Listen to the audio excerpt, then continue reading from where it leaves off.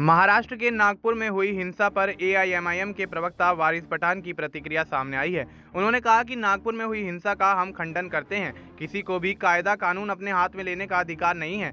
हम सरकार से मांग करते हैं कि जो भी इस हिंसा के लिए जिम्मेदार हैं उनके खिलाफ सख्त कानूनी कार्रवाई हो। वारिस पठान ने आगे कहा कि हम ऐसी हर हिंसा की निंदा करते हैं। महाराष्ट्र सरकार को इस बात की जांच करनी चाहिए कि ऐसी हिंसा क्यों हुई। बीजेपी में कुछ लोग हैं जो नफरत फैलाते रहते हैं।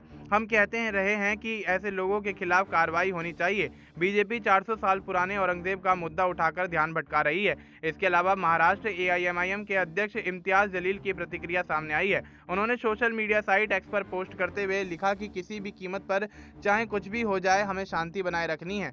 हमें राजनेताओं और मीडिया के गंदे खेल का शिकार नहीं बनना चाहिए। आइए इस समय एकजुट होकर खड़े हों। साथ ही आपको यहाँ बता दें कि संभाजी नगर में स्थित मुगल बादशाह औरंगजेब की कब्र को गिराए जाने को लेकर चल रहे विवाद के बीच नागपुर में दो समूहों के बीच हिंसक झड़प हो गई, जिसमें पथराव और आगजनी की घटना हुई।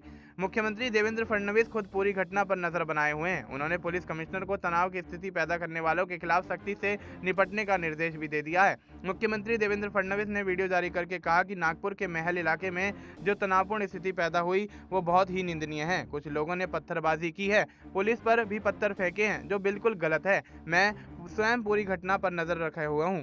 सीएम फडणवीस ने पुलिस कमिश्नर को निर्देश दिया कि कानून व्यवस्था को बनाए रखने के लिए जो भी कड़े कदम उठाए जाने चाहिए उसे उठाया जाए और शांति बनाई जाए।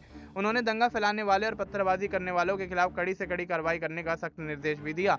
सीएम फडणवीस ने लोगों से अपील की है कि नागपुर बहुत ही शांतिप्रिय लोगों की नगरी है। यहाँ की शांति भंग ना हो, ऐसा सभी को व्यवहार और बर्ताव करना चाहिए। अगर कोई तनाव पैदा करने की कोशिश करेगा तो उस पर बड़ी कार्रवाई की जाएगी। अब ऐसे में देखा जा रहा है कि महाराष्ट्र के अंदर नागपुर में हुई हिंसा को लेकर माहौल काफी ज्यादा गर्माता हुआ नजर आ रहा है। सत्ता पक्ष और विपक्ष एक दूसरे पर हमलावर होते हुए नजर आ रहे हैं और देखा जा रहा है कि विपक्ष इस मुद्दे को उठाते हुए देवेंद्र फडणवीस और महायुति सरकार पर हमलावर होता हुआ नजर आ रहा है। अब देखना यही होगा कि जिस तरह से देवेंद्र फडणवीस यहाँ पुलिस प्रशासन को सख्त से सख्त निर्देश और कार्रवाई करने का आदेश देते हुए नजर आ रहे हैं, तो क्या यहाँ आने वाले समय में नागपुर के अंदर हुई हिंसा का मामला शांत होता हुआ नजर आएगा और क्या देवेंद्र फडणवीस की सरकार यहाँ पर हिंसा को शांत करवाने के बाद माहौल को तनावपूर्ण से कहीं ना कहीं शांत बनाने में कामयाब होती हुई नजर आएगी। फिलहाल आपको इस मुद्दे पर क्या कुछ लगता है, आप अपनी राय हमें कमेंट करके बता सकते हैं। बाकी देश और दुनिया से जुड़ी तमाम जानकारी के लिए आप देखते रहिए SPN9 न्यूज।